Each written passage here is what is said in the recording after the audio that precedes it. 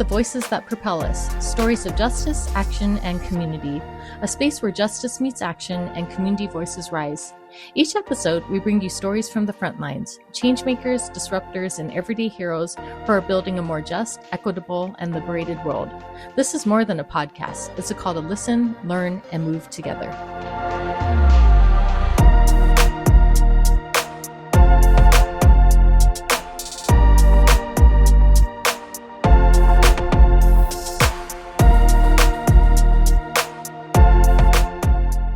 You were just listening to music from the incredibly talented Stephen Kong. You can find his music on Spotify and Bandcamp. Today we have with us Sneha Gandhi White. Sneha is a passionate empowerment coach dedicated to helping women reconnect with their inner strength, voice, and purpose. With a deep belief in the power of healing, authenticity, and conscious growth, Sneha creates brave, inclusive spaces for individuals to unlearn limiting beliefs and step into their full potential. Drawing from her lived experience, cultural wisdom, and training in trauma-informed coaching and embodiment practices, she supports clients in navigating life transitions, reclaiming self-worth, and cultivating aligned, joyful lives. Whether through one-on-one coaching, workshops, or community gatherings, Sneha's approach is rooted in compassion, truth-telling, and sustainable transformation. She believes empowerment isn't about becoming someone new. It's about coming home to who you already are. Okay, hi Sneha, so good to see you. Thank you so much for taking the time this morning to talk with me. And I just working with you, I feel like I'm so inspired by you and you uplift so many people. So I'm so grateful that you're here and just to share your wisdom. How are you doing today? Hi Denise. Yeah, no, I'm doing well. Happy Friday. I always love to strategically design my Fridays, or rather every day, as like the most fun I can possibly have amidst the work to-do list, right? So, this is a great way to start off or kickstart my Friday, and just spending it with you and just having some good conversations. We always have great conversations, and this is a Yeah. good way for us to share it with other folks, and hopefully they leave with something, at least one or two things for them to walk away with. So Yeah. I'm excited. Yeah, no, I'm so honored for you to be here. And as I said, you're like so inspirational, and I'd love to delve deeper into that. So yeah, just to start off, your work centers on empowerment and healing. How do you Mhm. personally define empowerment, especially in the context of justice and liberation? I feel like the way that I try to frame empowerment is to open oneself up to what makes you special and just kind of bring down the walls of what you have in your mind as the idea of who you should be based on everyone else's expectations. I think a person that's empowered is able to shed those expectations of others and realize that their opinions of you and their desires for you have nothing to do with you. And the older I have gotten, and I mean, Mm. granted, I only just turned 33, so I'm still young, but I have come to really love myself. And focusing on that love, I'm committed to loving myself and constantly checking in with myself and saying, what do I want to do? What is it that I would like to do today? How do I want to design my day, my week, my weekend, my year, what have you, despite what everyone else says or thinks about me? And when I was younger, as a young girl, I didn't pursue a lot of things because the second I would vocalize it, someone would tell me, oh, but that's not what I see for you, or though that's not what I think would be a great fit. But I think social justice, tying it back to that subject, you can start with yourself, right? Mhm. Make sure that you are honoring yourself, honoring the path that you are on, the path that you choose to go on, and the choices that you want to make. For me personally, I feel like it's a social justice superpower that I have and mission really to make sure that I am liberating as many women as possible. And that means liberating them from the shackles of everyone's opinions, from their own fears of, oh, I can't do this, I shouldn't do this, I won't do this, and really just reminding them that they can And women can do hard things. We do hard things. We have for centuries. And yet we continue to allow others, even fellow women, to tell us, you're not good enough. You're not perfect enough. You don't look like you did 5, 10, 15 years ago. You are, you're doing something different. I don't want that for you. I don't like that for you. All of the things. And the list is endless. But what if we started to ask ourselves, what do I want to do today? What do I want to do tomorrow? And that in itself is a liberation. That in itself is social justice. So imagine if more women were living the lives that they designed and intended for themselves, despite the people in their lives, whether it be their spouses, their children, their friends, and then started to realize that if those people are not on board, it's okay to create some distance. It's okay to have boundaries. And then you start to sift through and bring in those few people that always want what's best for you, that are always in your corner, that are always willing to champion you. Those are the ones that you want around you all the time. Those are the ones that are your 411 calls that you go, this just happened. I need to talk, validate my feelings, tell me I'm amazing, tell me I'm gorgeous. And that's one of my things is you're not pretty, you're beautiful because anyone can be pretty. You can put on makeup and look nice. But if you are beautiful, you are wholesome, you understand yourself, you know yourself, and you're living your truth. You are living your truth, point blank. Yeah, no, that's so beautiful, and I feel like so empowering because I think a lot of women especially need to hear those messages because I think like a lot of things that we see in the media or like what is the standard of beauty. So, yeah, just building off that, can you tell me why is women empowerment so crucial to elevating our society? Then how does that tie into like broader issues of just community empowerment? I think if more women take up more spaces or create more spaces for themselves, the world would be incredibly different, right? The US still has yet to empower more women elected officials, a woman president, for instance. I do not think that women need to be in charge of everything, nor do I think that men need to be in charge of everything. But I do think that women need to take up more spaces. And I think if we believed that we could, imagine where we would go just as a whole gender. Just imagine if there are more women in political office, if there are more women, female doctors, lawyers, businesswomen. It shouldn't be that every time there's a statistic coming out, a poll that comes out says, oh, more women have joined, more women. What if it was just normal? What if it was just normal that women were pursuing their careers and it wasn't just the men?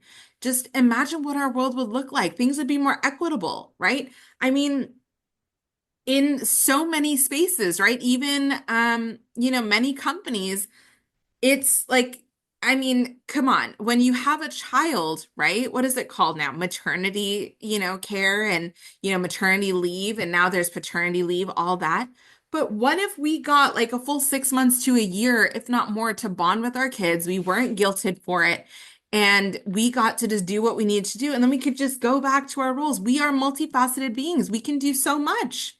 I think society would be a lot more comfortable, a lot more embracive if it was just normal, right? Normal to take a day off, normal to maybe get a week off when our bodies are shifting on a monthly Yeah. basis, right? That is a very normal thing. And yet we are told to push through, to, Yeah. do it and do that and just do everything and be super women. But what if we could be super women and still get what we wanted and what we needed without feeling guilty? What if we could take off that week and go, you know what? Let me look at my calendar. Oh, it's coming up next week. Okay, great. I'm taking the week off. No one give me anything. Don't send me any emails. Send me love, send me flowers, whatever it is, and then we move on. What if that was a normal part of life versus, oh God, it's coming. Oh, but I have that meeting. Oh, I can't shift that. We have so much guilt over putting ourselves first. My goodness. What if it became normal to put ourselves first? What if it became normal to not ask a woman, hey, when are you going to get married? Versus, hey, what's your next career move? What if that shifted?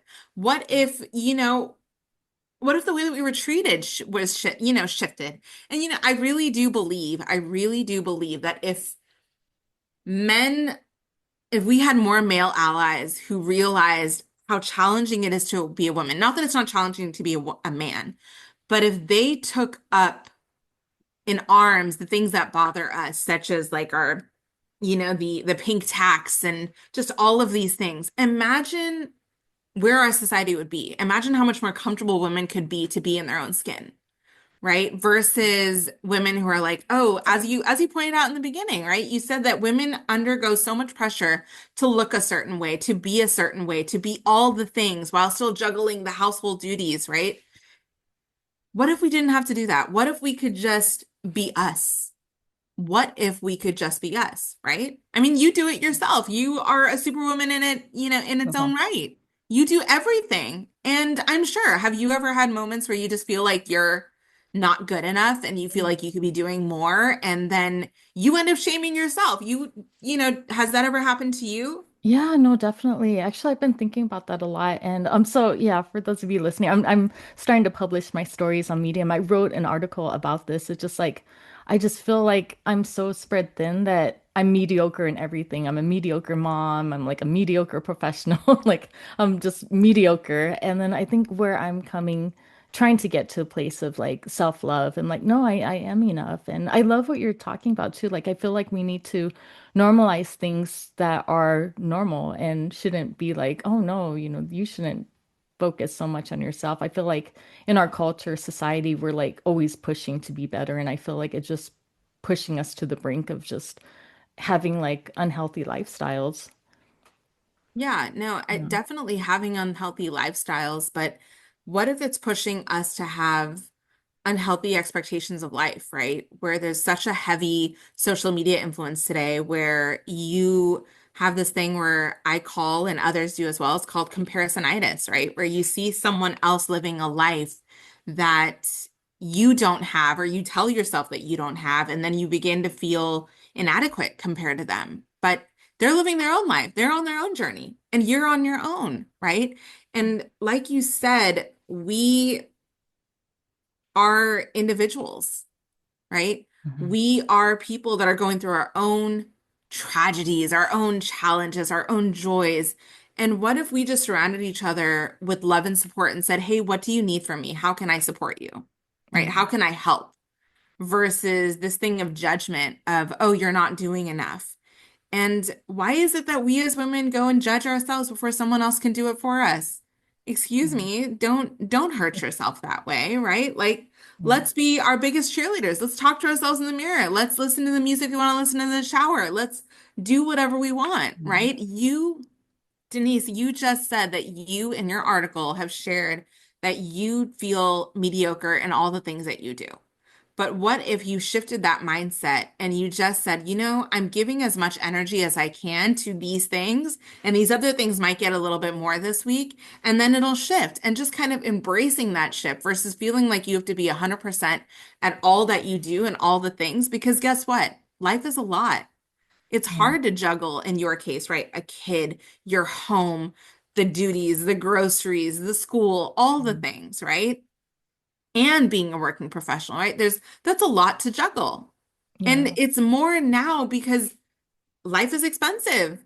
Hmm. You have to manage everything, but it's okay to give ourselves grace. It's okay for you to give yourself grace and go, you know what? I'm not going to do anything today because I just don't have the capacity. And then tap into your help circle, whoever that is, whether it's family, friends, neighbors, tap into that help circle. One thing that I'm realizing is that you don't have to trust the whole world, but you can trust a few to get through those days, to get through those everyday life moments, because that's your tribe.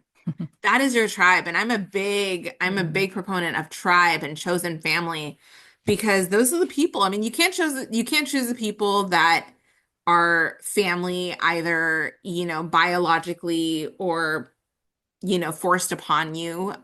But you can choose the people that are your genuine friends that turn family. Yeah. And those are the people that you want to lean into on those hardest of days, on the days that you don't want to get up, on the days that maybe your kid is giving you a hard time and you're going, oh, God, am I even a good mom? But you are, because guess what? The kid's alive. They're That's alive. I'm just that's saying, is no, your that's kid true. alive? That's Denise, true. is your little one alive today? Yes, she's alive, very much Great. alive. So guess what? You're doing Yeah. 100%. You're doing Yeah. amazing, Thank you you so know? much for the encouragement. I always love talking with you. And one thing that I do appreciate about our conversations are like, I feel like there's so many powerful that ideas that just come up really unexpectedly. So with that, I just wanted to ask you, can you speak about your beliefs in the power of organic conversations? Absolutely. Absolutely. I believe that organic conversations are only cultivated through genuine, okay, I hate to say it, but energy transfer. So if I am somebody that I consider myself to be a huge empath, and from the time that I was a young girl, because I hate to say it, but I was bullied a lot, right? Because I could see through, I've always had the ability to see through a smile. And that means that if someone is being fake, I can see through that. And if someone is being true, that just attracts me to them more and wants me and my energy space wants to spend more time in that aura, if you will. So for me, when it comes to organic conversation, I feel like they're powerful. If I have a genuine connection with you, we can just go off the cuff and Mhm. it feels amazing and it fuels me. That is how I get through my days, through powerful conversations, and I try to make them intentional. And in my line of work, I get to coach and mentor amazing people. And in order to sift through and get to those people, I have to talk to people. I have to have this conversation, got to pick up the phone call. And from the very beginning, I'm kind of like, "Oh, you're not a good fit for this." But then I also have other conversations where I'm like, "Oh, you're amazing. I could talk to you for hours." And sometimes I do. And I know that in my family, they often joke, especially on my husband's side of the family, that they call me lovingly, which, I hope is lovingly, but they call me Chatty Cathy. They're like, oh, say I can make a friend whether she goes to the grocery store or on the street. And even my husband will be like, can we go anywhere without you knowing someone or making a new friend? Like, can we just go in and come out? But for me, I try to spread joy wherever I can. So if I feel that little spark of, ooh, you're one of my people, I kind of jump on it like a little kid in a candy shop or in a bookstore in my case, and it feels good. It feels good. And the power of organic conversation, it spreads love, joy, connection, and nurturing, things that we as social beings need and live off of. And I'm not saying that I love the whole world. Believe me, I don't. But the people that I choose to spend my time with by choice, those are very intentionally selected. Because if I don't want to say hi to you, I will say a very polite hello and try to get out of the conversation as quickly as I can. And I'll try to do it in maybe some subtle and not subtle ways. And if I say it and people are going to be like, oh my gosh, she's so horrible. But I swear, I'm really saving you from me because I want you to get the best of me. And if I don't feel like we genuinely are connecting, you don't deserve the best of me. I'm sorry. Go find someone else because it's not me. It's not me. I'd rather go home to my two cats and my two dogs. And yes, I'm an animal crazy person, but I love them. Yeah. And I'd rather do that than talk to somebody that I feel like, oh God, when is this conversation going to be over? And I try to really watch my face. I really do. I really, really, really do. And sometimes I think I fail, but I try really, really hard because people still, they're like, oh God, you're so sweet. I'm like, great, gotta go. Have a great day. But yeah, organic conversation, chef's kiss. It's what I live for. Yeah. It's what I live for.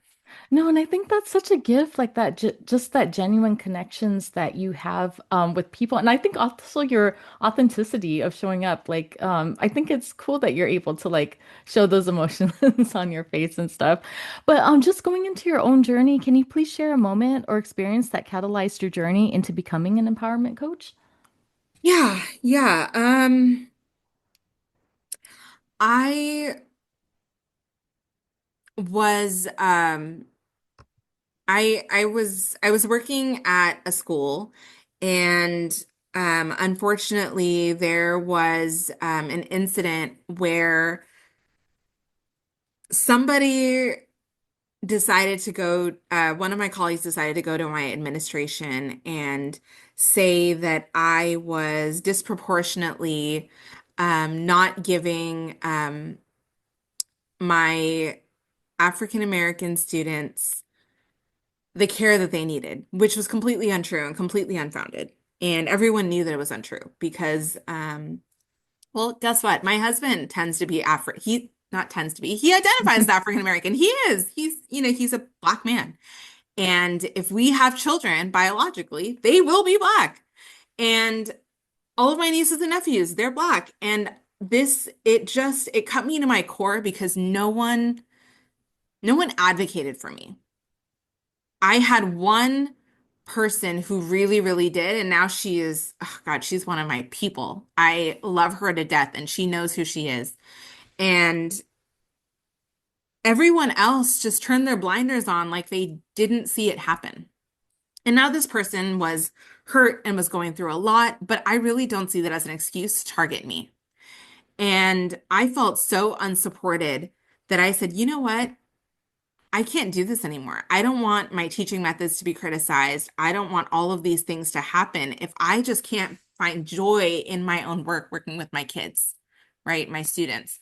So I decided to take a step back and I considered if I shouldn't even work with kids or people and what was my next move going to be. And then COVID happened, and the world kind of shut down. And I realized that I had a voice and what I said mattered. And I joined a group of women and I said, hey, what if we start a book for people of color? What if we do some interviews and what if we talk about what matters to us most? What is our passion project? And all these women got together and we had interviews just like this and we told our stories. And my story at that time was youth empowerment and women empowerment. And then since then, I've shifted to women empowerment because I realized that voices like mine needed to be heard. And I was feeling trapped for a really long time. So, for better or for worse, pulling away from that school space and tapping into myself and really getting to know myself again, I realized that every woman deserves to live the life that they want, that they've designed for themselves, despite the naysayers, despite non the completely unnecessary criticism or the people that say, "Oh, you shouldn't be doing this. Oh, you're not good at this. Oh, you're not good at that." I couldn't sleep. I was waking up. I had nightmares. I was in so much pain. And I realized that I needed to save myself. And how was I going to save myself? By saving others. And not that I am, prophesized or prophesied to do any of this, but I decided to start telling my story. I started with that book. And from then on, I decided I love storytelling. I've always loved it. People have always wanted to talk to me, to connect with me. And I've always loved genuine people. And I thought, what if I made this my thing? What if I started tapping into it? So then I started to speak and I started to connect with others. And I did Instagram lives and Facebooks and all these things. And decided that my people were going to be those that came to me organically and we could just have a conversation, like you said, those organic conversations. And I realized again the power of the psychological connection because way, way, way long ago, when I was a transfer student at Foothill College, which is in the Bay Area over here, I wanted to study psychology. Mhm. And I when I went to my high school, I was dealing with so many demons on the inside that I just couldn't fully commit to school. Yeah. When I did, I was amazing, over the top, 100% A's, all those good things. And then when I didn't, I kind of kicked myself because if I didn't have a relationship with a teacher, I said, you know what? They don't care about me. I'm not going to try. And that was my own fault. And I take full ownership of that. But then when I got to Foothill, I was in an English teacher's class and the teacher asked a question. And for the first time ever, I was like, I'm going to try. And I answered the question. And she was like, that was right. And everyone started to flock to me for information and research and just advice. And I thought, I can do this. Mhm. I have the voice. It's right here. All I have to do is use it. From then on, I started to put myself in spaces that challenged me, that allowed me to speak, that forced me to build connections with others. And I realized that I just want to make other people happy. I want to liberate women who feel like they're trapped by all the world's expectations of them. And I took that to Loyola Marymount University, where they accepted thousands of applicants and only took 13 people in my batch, and I was one of 13. And that's when I knew I can do hard things. So from then on, I have made it my mission to have as many impactful conversations with women as possible. Yeah. And man, since COVID, I just never looked back. I've realized that I need to do that. And when you reached out to me recently and said, "Hey, let's talk," I thought, you know what? This is my chance. This is my chance to get back into it because I'm done fulfilling the needs of others. I am ready to continue fulfilling the needs of myself Yeah. and continue the work helping liberate women. I as I mentioned you before offline is that I'm creating these women empowerment boxes, which includes my book and a few little trinkets that just make women feel good and positive. Yeah. And I feel like women deserve that. They deserve that little pick me up because if we don't do it for ourselves, who will? Who will? Yeah.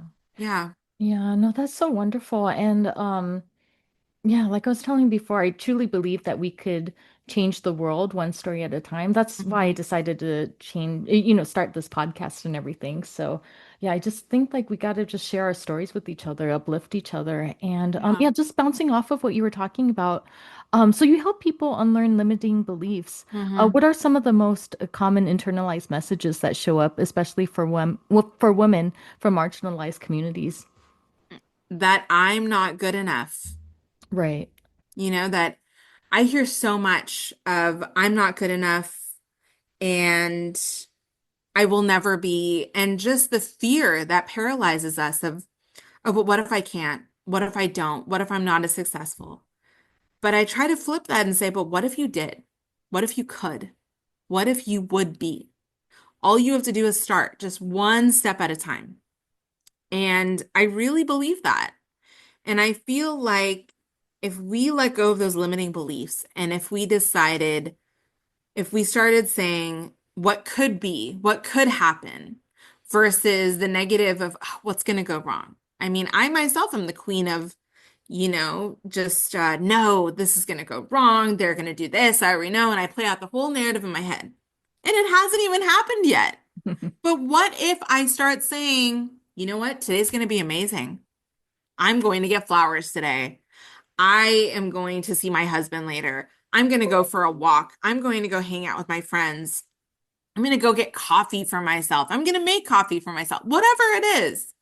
What if I started to tap into those moments of joy? What if every woman did? What if we started to wake up with the intention of today's going to be amazing? I have no control over the rest of the world, but I can have a conversation with that one person. And I really, really believe in the power of conversation. You asked me earlier about why conversation is so important. One thing I should have mentioned is that when I was in school, I struggled because most of my classmates wanted to pursue psychiatry. And I felt like at the time, psychiatrists were being given these orders of, hey, you have to push this one drug. You've got to try to get so many people to fill this quota. And I just felt like I personally could not align myself with that. But I could align myself with the power of transformative conversation. And so I've kind of led with that. And what I did in school was that I did study psychology. But then I also found that I also had a love for sociology because I believed in impacting the whole person. I believe that, yes, life and society can impact you, Mhm. but you can also, on the inverse side of things, impact the world. Yeah, actually, that's similar to my own journey too. I was really interested in like psychology and the human mind. I still think it's really fascinating, but Hmm. I also Hmm. studied sociology at UC Berkeley because I think I wanted to think more from like how can we make changes from the systemic level? Because I think psychology Yes, is more like how can you change your way of thinking or this and that. And yes, I feel like yes, sociology is more about like no, there's very real systemic things that are keeping people down. How can we tackle that? And it's not just a matter absolutely. of like having people think differently. It's like really, um, yeah, working towards like social justice and breaking down these barriers. Exactly, exactly. And it's, one thing that you hit the nail on the head of is it's one of my favorites, which you're familiar with, is I often say, yes, and, right? Right. So, yes, the world does impact the individual. However, also, yes, systemic changes also impact the individual, right? From the way that we think. I mean, you can definitely relate to this because in your stories, you talk about growing up and connecting with your grandmother, right?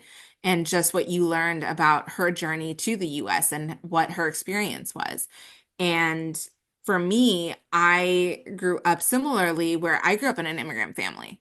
Hmm. And the way that my parents and my extended think versus the way that I think is different. And I often consider myself to be, I always joke, hashtag not your modern day, or not your everyday Indian. And I'm very proud to be myself. I'm very, very proud to be an Indian woman. I am. But I also recognize and see the hypocrisy of a lot of the mindsets. And oftentimes I see even beyond my own cultural realm of things, right? My husband comes from an African American family.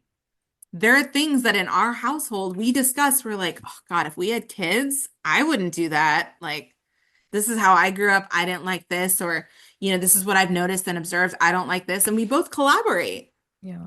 And it doesn't mean that the way that I grew up was perfect or the way that he grew up was perfect or vice versa, or just not at all, right? The inverse of that. But it means that I am somebody that challenges the norms of what is expected. And that makes life harder.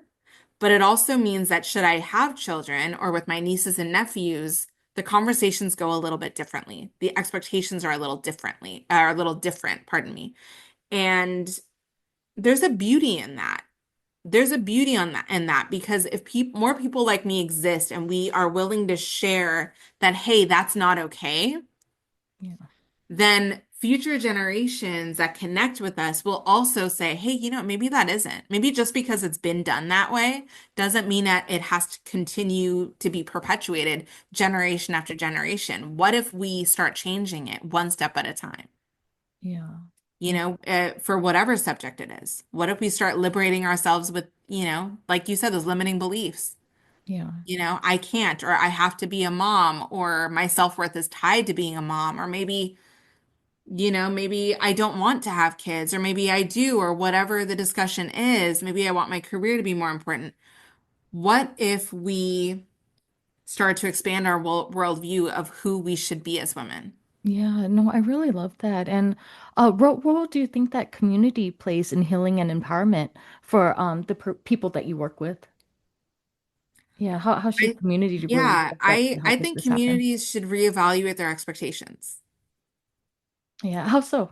I think that a woman can be whatever she wants as long as she's not hurting anyone. I think if you want to be a professional, be a professional. If you want to be a professional and be a mom, be a professional and be a mom. Yeah. But do not feel like because you can't do everything that you are less than. Do not feel like because you do not want to do everything that you're less than, right? If you want to be a mom and you want to have kids and you want to have your spouse and you want to have your animals and you want to travel, okay. See how that works out for you. Make it work for you. Hire some people, maybe. You might need a staff, but do it if that's what makes you happy. Yeah. However, if you just want to live for yourself and you want to travel and be free and do these things, do that too. Everyone's journey is different. But why should we go around criticizing women for not being or not meeting the expectations that we thought that they were supposed to Yeah. meet, right? And what if we as women began to accept that the expectations of society do not have to make us feel bad or feel shame if we don't meet them. Yeah. Right now, I just saw an article today about how women are not having kids, that they're having 1.6, which that data is skewed because no woman can have 1.6 children. How do you have zero point 0.6 of a child? Right. That does not make sense. But however, that is because one, the world is in pure chaos right now. Yeah. It is also very expensive. So more women are putting themselves first and trying to just meet their financial needs, travel if they can, and maybe a kid is not their priority. Maybe they Yeah. want to have it all together, whatever that means in their head. And maybe society should back off. Yeah. Maybe No, society totally. should say, hey, with changing trends, women should be given more freedom to pursue their own interests. Yeah, no, totally. With that too, I think another thing is that like women are becoming more independent, we're working and Yes. stuff, but I feel like Yes. in my personal experience, having a child of my own, I feel like the household responsibilities Yes. still fall on the women. So we're doing all Yes. the stuff and we're still expected to run. Yeah. And I think I especially saw this like during COVID and the lockdown because Hmm. yeah, I was still working full time, like working Right, remotely, right, right. but I also had to help my daughter with her remote learning and still like cooking and cleaning and all this. It was just like, I'm going through a lot too. I'm working full time too, but it's falling on me to try to make it work through, this lockdown that we're going through. Absolutely, absolutely. And what you're naming is this phenomenon called the second shift, right? Yes, And this yes, is, yeah, so the yeah, second shift, for those of you that don't know, is something where women, we often pride ourselves, and articles will go, oh God, women can do so much now. They can work, they can do this. They can have their careers, they can be professionals, they can be married, they can do all these things. But then when they come home, if things are not done, you are criticized for, oh, the house doesn't look perfect. Oh, the kids need a little more of you. Your spouse is missing you. It's like, wait, what? So we are expected to yeah, do all the fun things outside the house, but we are also expected to be perfect, to be a Stepford wife or partner or what have you. And we have to do both things. But what if more women demanded and sought out partners that believe that, hey, you know what? I'm here. I am able-bodied. I am capable. What is it that you need help with? Right? Like an example in my own life, again, only speaking to me, is yesterday I was having a conversation with my husband and I had gone out, I had taken care of some vet items, I had done all these things, and I did my work, of course. And then he was on his way home and or prior to leaving, he said, "Hey, do I need to go to the grocery store?" And I was like, "Well, I can go to the grocery store." I said, "No, I can go because you are doing all these things, even though it's not his favorite thing to do. He has been taking that on so that I don't have to." yeah, I just give him my bandwidth of, oh, well, I want, healthy items. I want this, I want that, whatever. Go have fun. And he started doing that over the past 6 months. And it has really taken such a huge load off of me because I don't have to worry about it. All I have to go and say is like, hey, can you stop at the store and can you get these items? And I can genuinely trust him. Like it's not a funny TikTok video in the making of, oh gosh, he didn't do it right. He didn't follow the map. yeah, He actually does it well because he wants to and he wants to help me. And he often tells me that he doesn't want me to be like other women yeah, who grow older and they grow to resent their partners because their partners never offered and never realized that they just needed to do it. yeah, Right. And my husband and I have had those conversations of, I don't want to have to sit here and tell you what you need to do if it's just there and it needs to get done.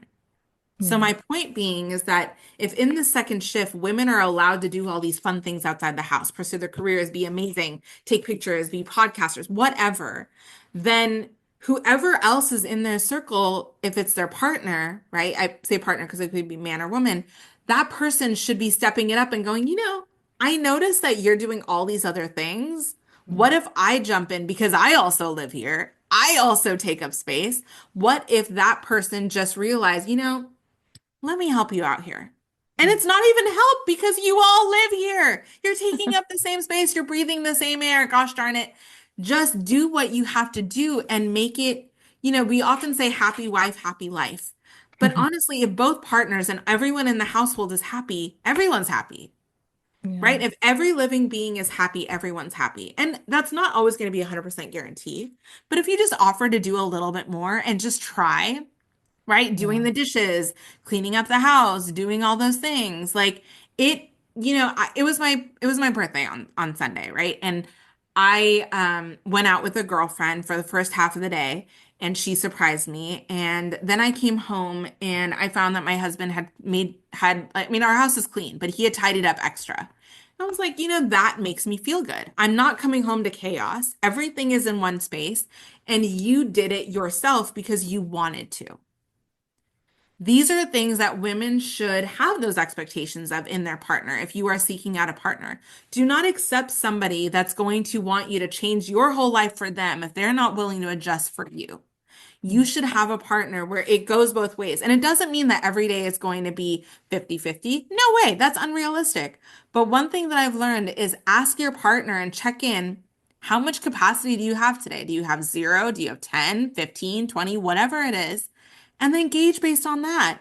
But continue to help each other and push and pull. But it should never fall on just one person. And in this case, the woman who again gets all these opportunities, but then has to come home and still, like you said, manage the house, manage the things, and then sit there and wait to be judged when someone comes over and go, God, does my house look amazing? Please tell me it does because I really want to hear that. And I will say I'm guilty of it.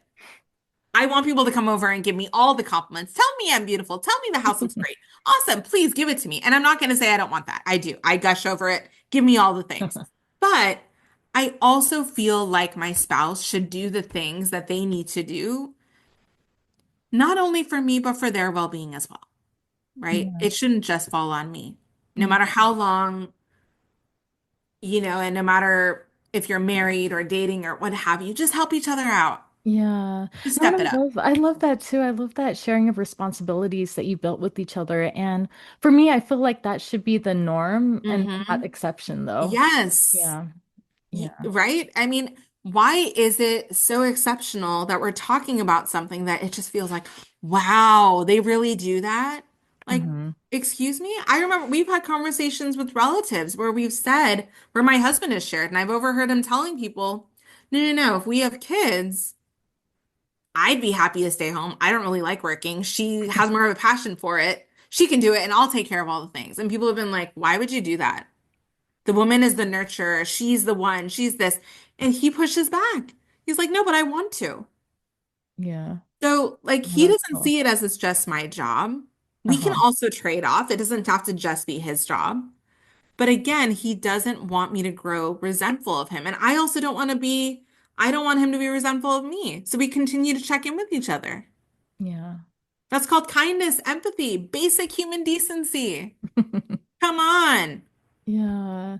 No, I love this. I love everything that you're doing and how you're pushing for like, just more like equity and like also like just women being Oh, able to live yes, the yes, lives that you yes. can. Because I feel like it's hard because I feel like a lot of times we're just silenced and it's hard to like push through like this That part, pushback. Yeah. that part, Denise, Yeah. how many times do women get gaslit when you Yeah, speak your mind and totally. you go, like, I just don't feel like I can today, or my mind is taking over and I just Mhm. can't.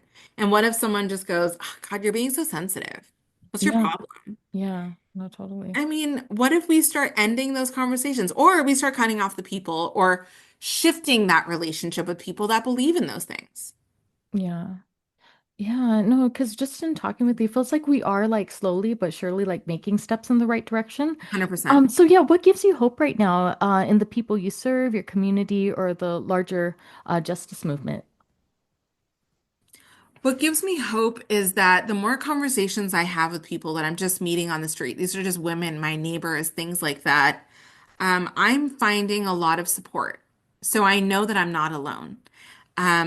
For those of you that don't know me, or for those that you do, I have two dogs now, and they are small and cute and probably super bougie, but I adore them, and I take them almost everywhere with me. And sometimes I have them in a backpack or a stroller, what have you.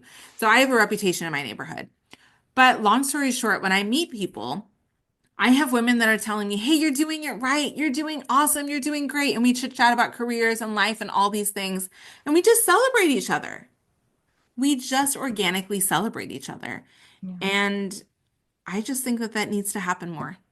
I just Yeah. think that that needs to happen more. I think we need to surround ourselves with people that don't make us feel like we're not meeting the mark, but actually make us feel like we're doing enough, if not more. And it's those things that will keep society progressing in the right direction. Because if we continue to talk about it, it will become more normalized. Versus, as you said, why is it still the exception to have a partner that steps it up at home? That's because their parents, their friends, their families make those sexist, pardon me, jokes about how, oh my gosh, you're whipped or you're this or you're that, and you're making her tell you that, you're letting her talk to you like that. Like, excuse me? If you are in a relationship, whether you're married, long-term partners, what have you, we all deserve help. It should not all fall on one person. And those jokes, people may say they're just jokes, but they hurt. They're Yeah. very hurtful and they hurt your feelings. My husband doesn't like, he does not joke like that with me because he knows that it hurts my feelings. And I often tell him why. And sometimes he'll make a joke or two and he'll say, oh, I was just kidding. Like, no, no, no, hold on. Those jokes, those are not okay. You can't joke like Yeah. that. I don't appreciate it. Yeah. And No. it may seem like I'm being too sensitive, but I don't want him to get into the habit of thinking that I accept that. Hmm. And we do mess around with each other. We make jokes and things like that, but things of, oh gosh, like, do I have to do everything or this or that? Those are things that are just off the table and not okay for us. Yeah. He will insist on doing the dishes if I'm cooking or doing whatever. He'll just jump right in because he knows that the point that I have to tell him that it needs to get done and then he makes a joke about it, I get upset. And I personally feel like rightfully so. Yeah. Right? So you're talking about society and expectations and change.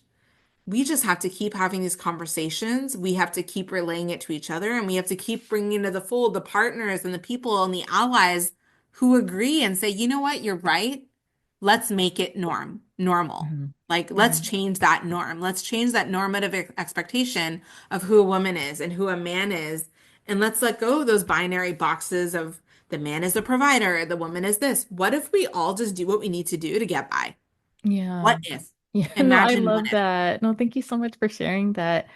So if you could leave our listeners with one powerful truth about healing, what do you think that'd be? That's a hard one, but an excellent question. I would say love yourself to know that another person's feedback of you when it's negative is not about you, it's about them. Yeah. And then go on designing your day in a way that makes you fall in love with yourself all over again. Yeah. No, that's so beautiful. Thank you for sharing that. So yeah, I think, what I really want people to do listening to this podcast is giving people hope. Like, even like anyone can make a change. You don't have to be like, this person on the megaphone or anything. Like, Nope. it's like you can just show love and kindness to people. And, that's still like making a difference. So, what's one small but transformative action that someone can take today to reconnect with their purpose or resist injustice? When you go out today, start telling the people that you're noticing on your walk, going to the grocery store, everything. Just start doling out some compliments. Tell people how special they are. Even if they seem really exhausted or stressed, Hmm. you will never know how impactful that could be. Because Yeah. to hear it from a stranger to go, you see that I did my hair, you see my cute outfit, you see that I'm making an effort. We as women are so hard on ourselves and we are Yeah. our own worst critics and bullies. Yeah.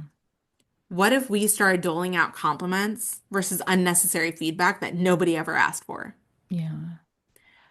Watch the world change if we all start giving out more compliments and start keeping those insults or unsults or whatever traumatic thing we're feeling on the inside, and we start healing the world that way. Yeah, no, Imagine what that's can so happen. beautiful. Yeah, that's really beautiful. And like you never know what a person might be going through. And like you might think it's like a small compliment, but you never know, that could like change a person's day, maybe even change a person's life or perspective on how they think of themselves due to 100%. like self-esteem or whatever. But yeah, just Exactly. any acts of kindness I think can really make a difference. I agree. I agree. Just you never know how receptive that person may be. And if not, then move on, but don't let it Mhm. stop you from being yourself. Yeah, no, totally. Practice more kindness, practice more love, Yeah. share it out there. I'm not saying do it to the point of being delusional, but I'm saying just spread a little bit more love and kindness, and not only to others, but to yourself as well. Because Yeah. guess what? You're amazing. You got it through today. Everyone in your who you're responsible for is still alive, and you've got this. Yeah. No, that's wonderful. Thank you for sharing that. And I'm just thinking of your own, like people in your own life who have been inspirations. Who are voices that have propelled you, whether they be mentors, authors, ancestors, or change makers? I would say, I have many aunties that are here with me in this world that I turn to whenever I'm having a bad day, and I talk to them almost every day. Yeah. And they are always there for me. I have mother figures and aunties and all of these people that are here for me that I can call on, and they will take up the torch for me, and I love them for it. But one of my first teachers was my grandmother, my mom's mom. And she had a really challenging life, but in our conversations, she would just show me the gift of just letting things go, something that she learned through age and life. And, as a kid, I would see an injustice and just get so mad and upset, even on her behalf. And she would just go, that's just the way that things are. Yeah. Let's just move on. And I could never really understand it. But now when I look to my elders, right, my aunties and grandmother figures both on my husband's side and on my side, I realize the wisdom in that. Yeah. I don't have to fight everything so vehemently to make change. Yeah. I can also just let it go and continue on my path and let my work and myself do the talking, Yeah. and I suggest that to every woman out there. It's not an easy thing, Right. but it can be done. It Yeah. absolutely can be done. Yeah. Well, thank you so much for this inspiring conversation. I feel like just talking with you, you've made me feel excited too, and just like that sense of empowerment. So thank you for the gift that you give to the world, to your community, the people you serve. And also remember to give that big gift back to yourself as well. But just lastly, before we wrap up this conversation, can you let folks know how can people find you if they'd like to connect with you? Absolutely, absolutely. Find me on LinkedIn as Sneha Gandhi, or you can find me on Instagram as Sneha Gandhi White. Empower You Agency is my name over there. There's only one Sneha Gandhi White, and I would love to connect with you, and I would love to see where our conversation will take us. Yeah. Okay, thank you so much again, Sneha. And I really do hope that this is like one of many conversations to come. Yeah, I'd love to have you come back again. Well, I am happy to be here. Just tell me how I need to design my day, and Uh-huh. I will make sure that you're a part of it. Okay. Well, thank you, and I hope that you have a wonderful rest of your day. Thank you.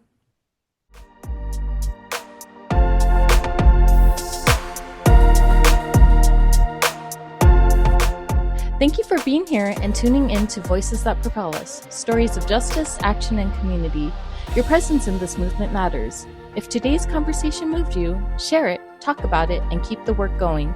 Together, we're not just imagining change, we're making it. Until next time, stay bold, stay grounded, and stay in the fight.